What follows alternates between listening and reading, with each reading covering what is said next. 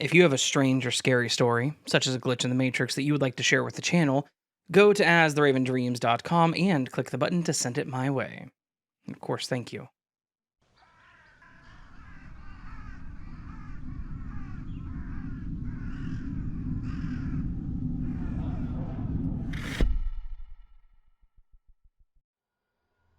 Hi, Raven. I was thrilled when you read one of my glitch stories on a recent episode, so I thought I would share another one. This happened a couple of weeks ago, and it's a fairly minor glitch, but it did freak me out. And I'm still scratching my head about what exactly happened. I sell clothing and other items on a popular resale site. I got a notification that I had sold a dress late on a Friday night, and had planned to ship the item out to the buyer the following Monday.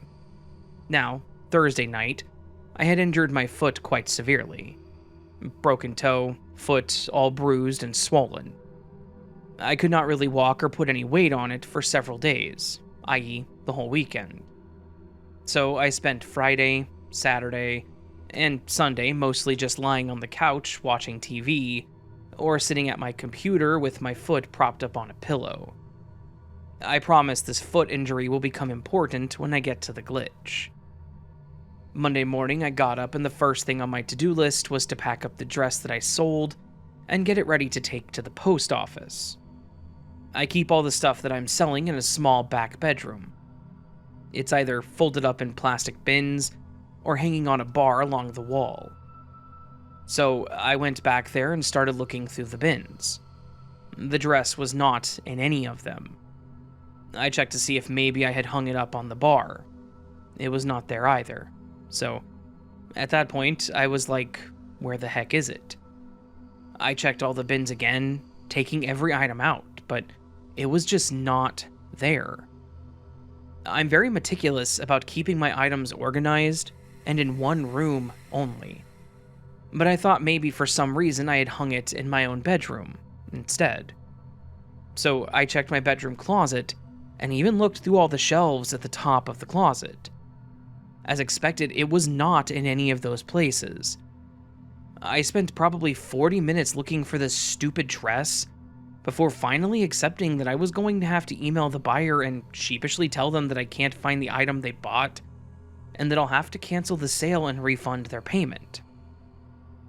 I went to sit down at my computer to log into the site and email the buyer. And then there's the dress, sitting in its bag, on top of my printer right in front of my desk. I said out loud to no one, "What the F?" And this is where my injured foot comes into the equation. I could barely walk all weekend. As I already mentioned, I spent the majority of that time either lying down or sitting with my foot up at my desk. At no time during the weekend did I see the dress sitting there, right in front of the desk.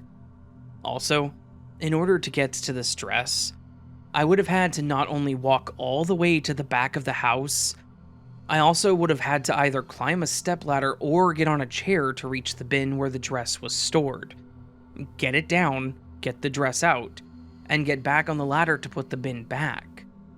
All with a painfully broken foot. Yet, I had absolutely no memory of going into the back room, no memory of digging through the bins, and no memory of putting it there on top of my printer at any time in the previous 3 days. When I woke up Monday morning, my first thought was that I had to find that dress so I could pack it up. And yet, at some point between Friday and Sunday, I had already found it and put it by my desk. Yeah, we all forget we've done things sometimes, but normally when you see the thing, it triggers some memory of, oh, right, I did that the other day.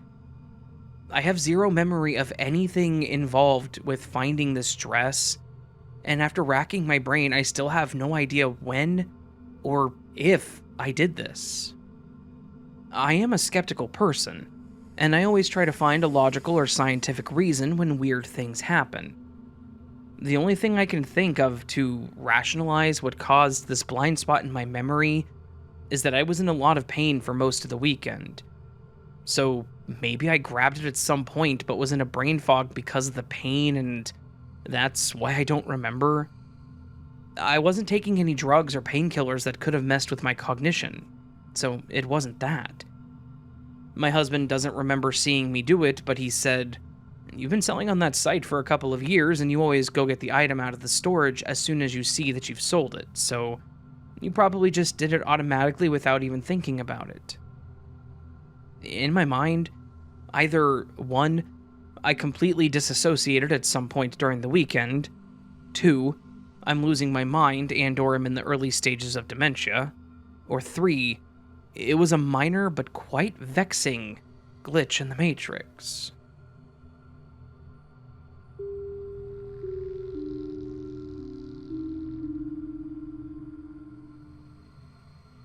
This is something my mother brought up to me recently. She's never believed in glitches in the Matrix, parallel realities, time slips, or the simulation theory, but while cleaning out some cabinets and drawers, she discovered something that made her stop in her tracks. It was an old CD from the 90s. The artist in question was a lady named Kimmy Sue Tate, and the hit single was called Romeo. Several well-known country artists were featured on the record, like Pam Tillis and Deanna Carter, and underneath the album cover was a generic note with no signature that read, "Hey y'all, thanks for making Kimmy Sue so successful. It was an honor to be the first African-American female country artist ever to receive a Grammy." I found an old CD player and turned it on. We both recognized the song. So I tried looking it up on my phone, but the only artist I could find anywhere who ever performed this song was Dolly Parton, not Kimmy Sue Tate. I looked up Kimmy Sue Tate and could not find anything significant about her. And most recently, we learned that Beyoncé took home the Grammy for the first African-American female country artist. And she recently sang on stage with Dolly. But no one ever mentioned Kimmy Sue at all. One other thing of note, on Dolly's record, Pam Tillis was featured, but not Deanna Carter. My mom also found a picture of herself with the former hairstylist who we were once close with.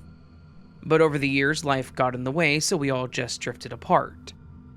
Anyway, she and I and the hairstylist, and her son, and another lady and her baby were all sitting on a large metal porch swing. I was maybe 4 or 5. To the left of the swing was another lady with a drink in her hand, wearing a t-shirt with guess whose name. Yeah, Kimmy Sue Tate. We were both freaking out by this point. Who is this singer, and why can't we find anything about her? My mom asked around, and so did I, but nobody has ever heard of this woman. But we have proof that she existed. How? And where, though? My mom messaged her friend on Facebook and took a picture of all of our evidence, I guess you could call it. And she just sent back some question marks, and even asked us who the other ladies were. My mom said that she couldn't remember either. Our friend said that she had never seen either of them before in her life, but my mom said the only night she remembers seeing them was at this particular cookout. We were both stunned. My mother immediately put the CD away and just sat there. But it left me wondering, did our family switch timelines?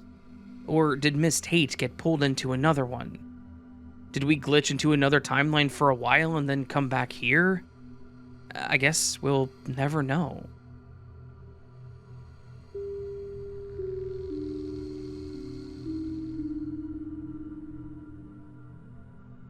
Hello, Raven.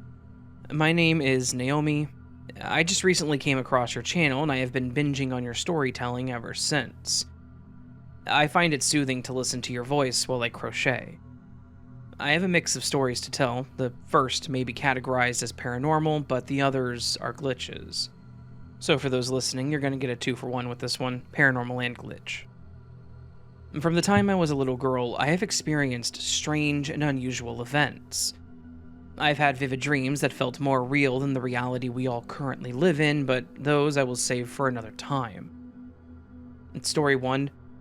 The very first memory I have of an unusual event was when I was about 5 years old. My mother was cleaning out a closet in my room, and she asked me to carry a box downstairs for her. The box was just big enough for me not to be able to see clearly in front of me. I did not see the pile of clothes that someone had placed at the very top of the stairs. I tripped and began to fall. Suddenly, somehow, it felt as if I was being cradled in someone's arms. I was in the seated position and felt strong arms underneath me, holding me up.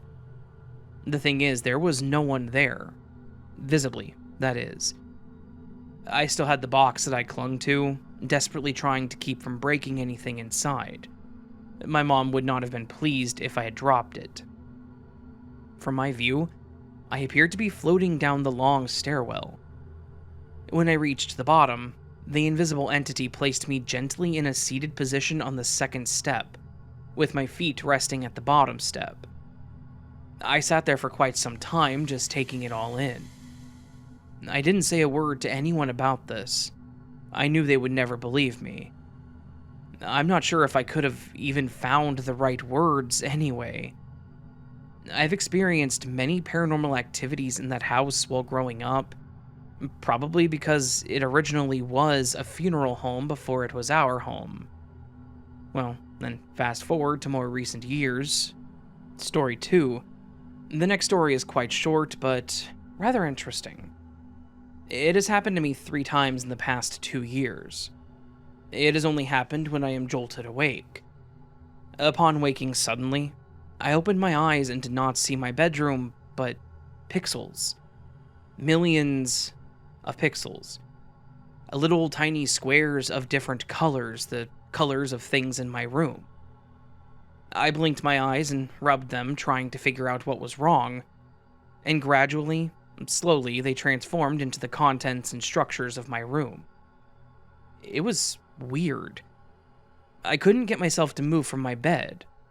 Something felt strange, just off, like something had shifted. It was very disorienting. Even the air felt weird, and I just kept looking about the room in a bit of shock. Story 3. In the early 2000s, my daughter worked at a movie theater named Cinemax in Ohio. It was a new IMAX theater in the area. She also works in the film industry making movies. I'm very sure about this name because of having to take her to work and pick her up for about a year due to her car breaking down. At night, the big red letters were all lit up and it was hard to miss. I moved away to Texas in early 2019 and then moved back to Ohio in December of 2019. I understand that when you move away, many things can change, but when I came back to Ohio, something was really off. My eldest daughter took me to see a movie at that same theater where my youngest daughter worked. It was sometime in 2020. When we drove up to the parking lot, I saw the big red letters and was stunned to see the name Cinemark. I asked my daughter, when did they change the name?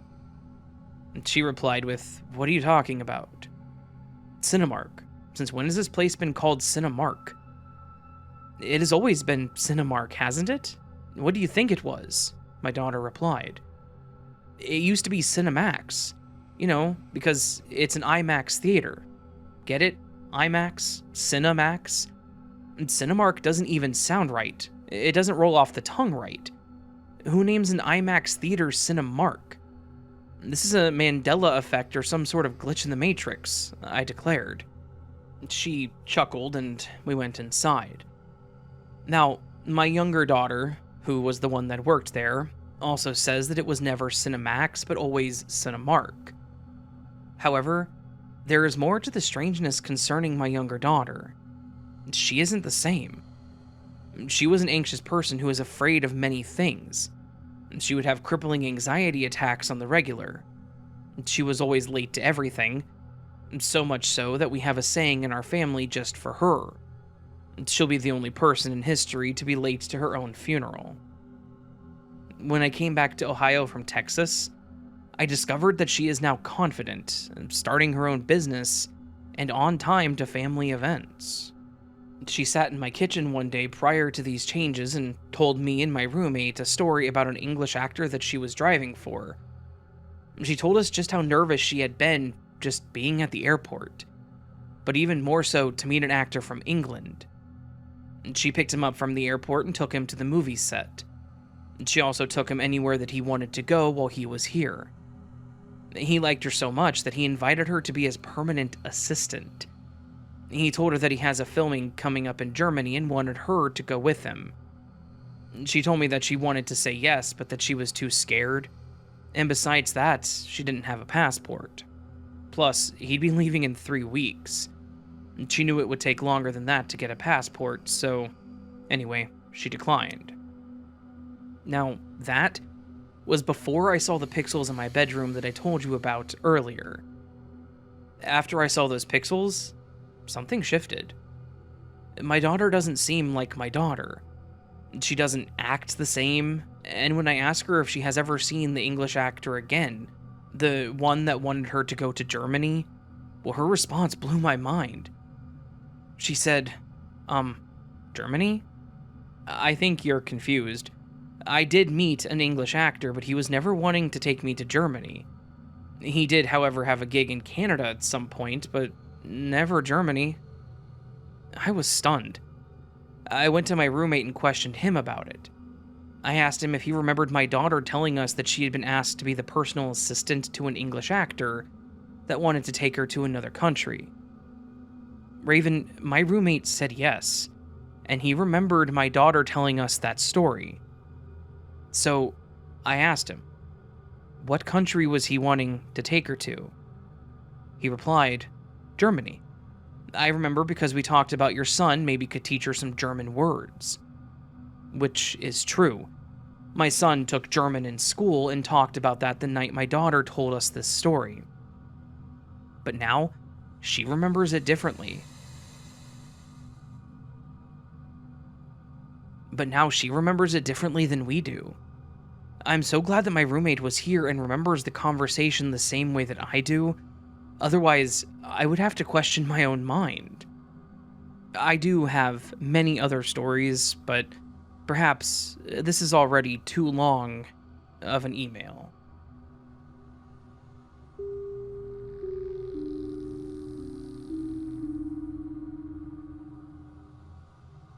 Hey Raven, I'll start this story by thanking you for the time, effort, and energy you give to make this podcast possible.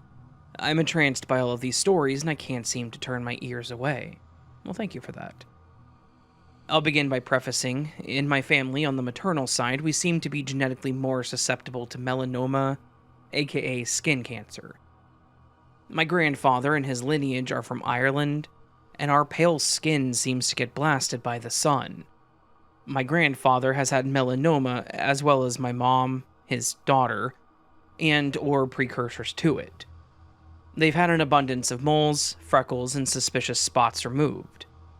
I myself have had 2 freckles removed, therefore, regular trips to the dermatologist are more of a normal for all of us.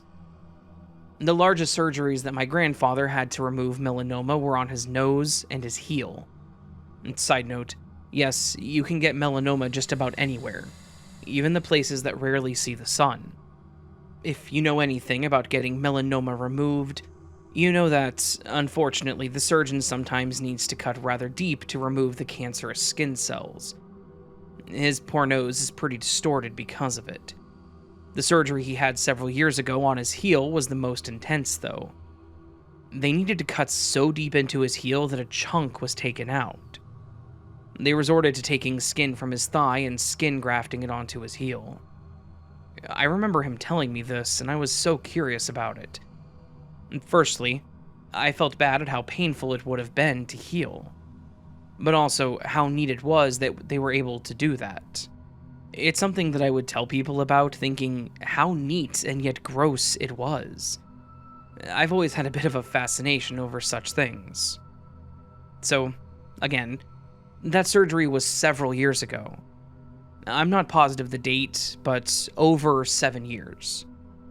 Flash forward to last summer, the summer of 2024, and my grandfather has another surgery on his heel for the same issue. I think the melanoma came back, and they had to remove it again.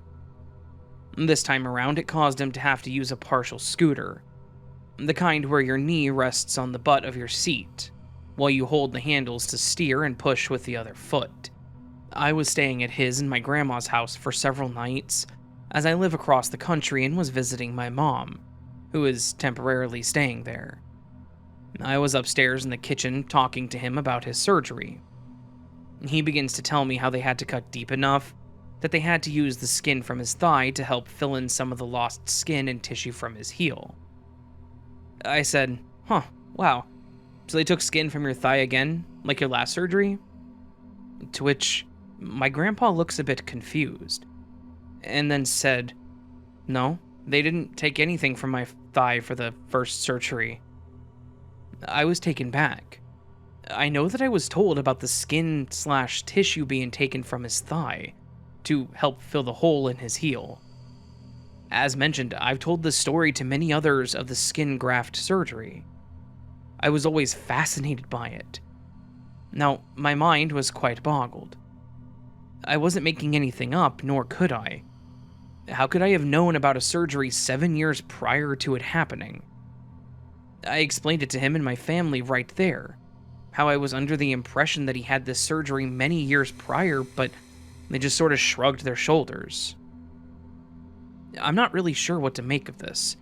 Perhaps a glitch in the Matrix, or an insight to the future? It still leaves me in wonder to this day.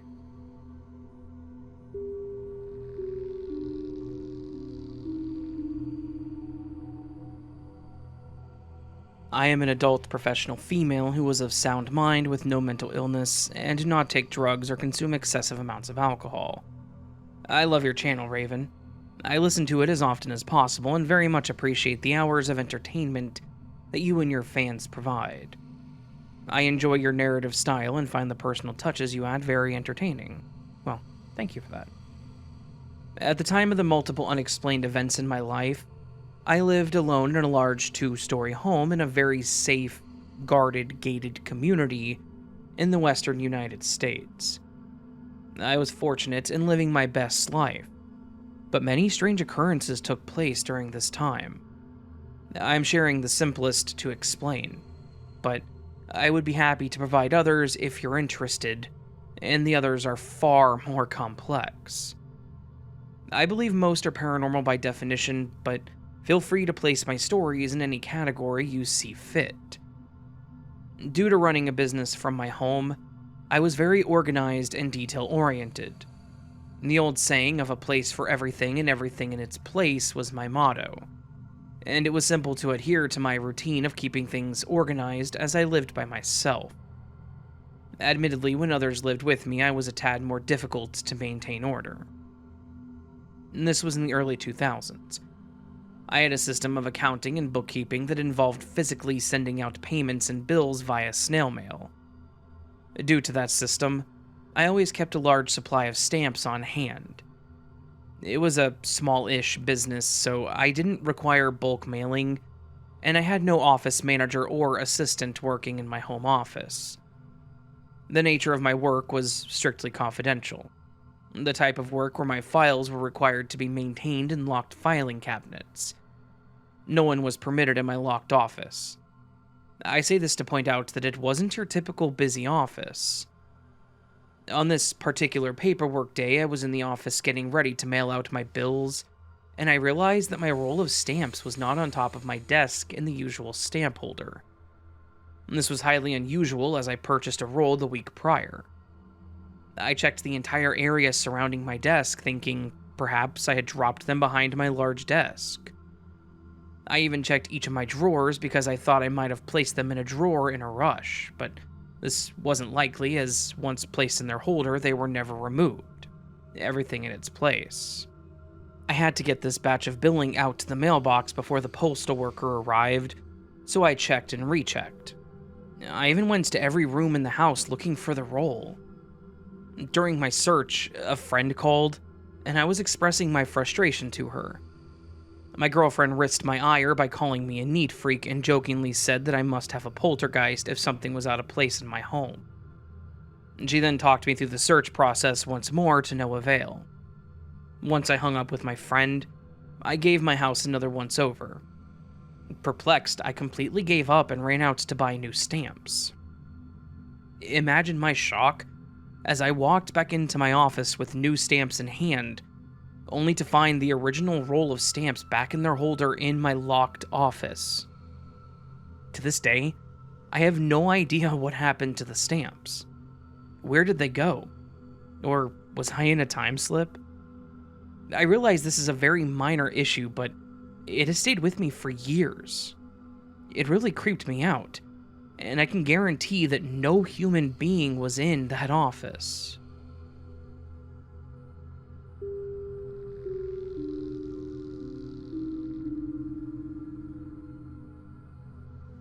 In the middle of the night, I was reaching for a hanky, having ditched tissues for good, because of all the loose papery fibers that make my sinuses rebel. Realizing I didn't have one at hand, and without turning on my bedside lamp, I simply reached across my queen-size bed to fish one out of the nightstand drawer where I kept them, on the other side of the bed. My hand encountered air instead of the nightstand. Well, I've been down this road before. I determinedly crawled across the bed, still not turning on the lamp so as to not interrupt my sleep cycle. Still nothing but empty space. Now I was awake and not about to go back to sleep until I verified this was a true glitch. I was now hanging off the left side of the bed searching for the nightstand. I grope almost to the floor and all the way to the wall behind where the nightstand was supposed to be. The nightstand should have been inches from the left side of the bed, but it absolutely wasn't. After about 5 minutes of this, I crawled back over to the right side of the bed where I normally sleep and switched on the lamp. I looked over at the left side of the bed, and there the nightstand had magically appeared. It's like the controllers of the Matrix just had a big oops moment.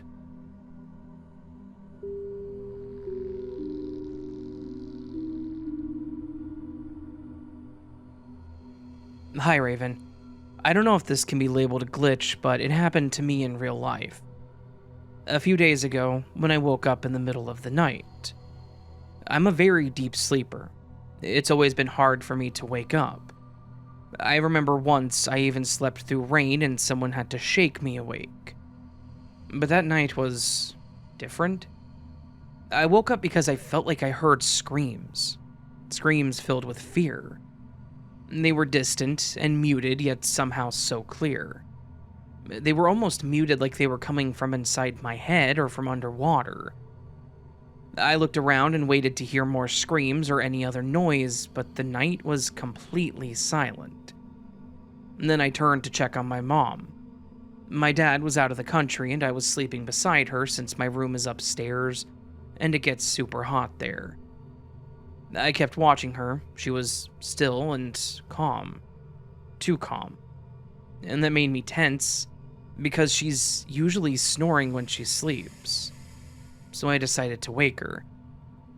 I called her name gently a few times, and finally she responded with, "What?" I said, "Oh, nothing. I thought you were having a bad dream." Then we both went back to sleep. The next morning, my mom told me that she had been having a nightmare that night. According to her, she was standing in a room upstairs and there was a small child holding a glass. She wanted to move or speak, but she was paralyzed in the dream. She was screaming while standing there, completely frozen. Then in the dream, she saw me running toward her from downstairs, and just as I reached her in the dream, she woke up in real life. Because I had actually woken her up.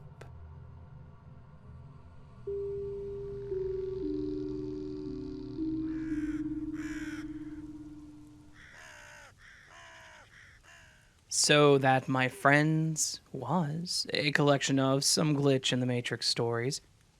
Stories that are strange, bizarre, and odd, and unfortunately a day behind, or a day late, technically a day ahead. Ahead of one day after where they should have been. Thus, they are one day ahead of where they should be. But they're also behind because they're supposed to be today, or Monday, and then they will actually be Tuesday. Today when the video goes live, tomorrow when I'm recording them.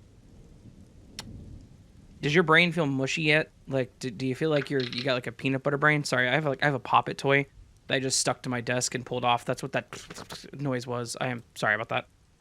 I have to do something with my hands while I read, So, Pop-It toys and fidget spinners and other things, because I'm a child at heart. I don't know. Anyways, did you enjoy these stories? These weird, strange, and bizarre glitch in the Matrix stories? I hope so. I did. Some interesting stuff. I'm making all kinds of extra noises today, aren't I? Sorry about that. I enjoyed the stories, as always. Definitely some weird stuff today. Some interesting collections.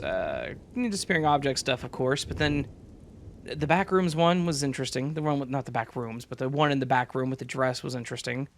The stamps one's weird. The one that Heather wrote, the missing singer one, was definitely weird. I actually went down a bit of a rabbit hole searching for that singer's name, and yeah, no, she just doesn't seem to exist. So, weird stuff. All of them were bizarre, though, and that's kind of the definition of glitch stories, right? A glitch story is a weird or unexplained one, so interesting. Hopefully, like I said, you enjoyed the stories. If you did, please do hit that like button. Let me know if you liked it. If you're new to the channel and liked what you heard, please consider hitting the subscribe button and the bell icon. And also consider watching another video after this one's over. You can go down to the playlists, which are on my channel. I have tons of playlists. I make them based on topic, and then I update them when I make new videos that fit into the topics. So, yeah. You can also do a super thanks, which is a tip to the channel. Join Patreon or memberships to get early access to content like this. Or listen to the podcast on other platforms like Spotify, Audible, Apple, etc., etc. I'm pretty much everywhere. You can also send in your stories to astheravendreams.com. That'd be amazing of you if you got them. Do need them. Always need them. Need them to pad out the June stories. So, yeah. Lastly, the other thing you can do is send me your comments on the video. Not send me, but post your comments on the video with the word of the week. On the screen right now and several moments prior to now is a collection of all of the word of the week submissions from last week. All these people are amazing and went above and beyond to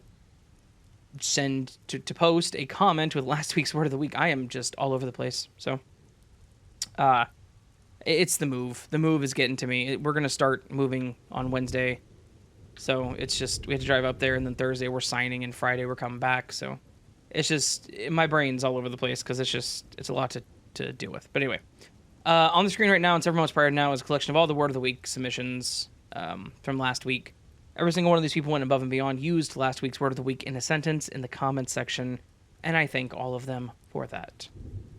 This week, the word of the week was suggested from one of the people whose story I actually read, I believe it was NAOMI, on this video, and they suggested the word apricate. Now, apricate is not a word that's in Merriam-Webster, fun fact, but it is a verb. It does have a definition. It means to sunbathe or bask in the sun, or to expose to sunlight. So if you take a plant and put it out in the front yard on a sunny day, you are apricating that plant. So, use the word apricate in a sentence, and have your sentence featured next week. Nope, the week after, because next week is a compilation. Sorry. 2 weeks from now on the glitch video. Yeah. That's all I have to say. Hopefully you guys enjoyed the stories, and hopefully I see you again here very soon. But until then, remember, you are loved, you are valid, you are important, you are the best you that you can be. Do not forget it, and don't let anyone tell you otherwise. Until next time, my friends, much love, and sleep well.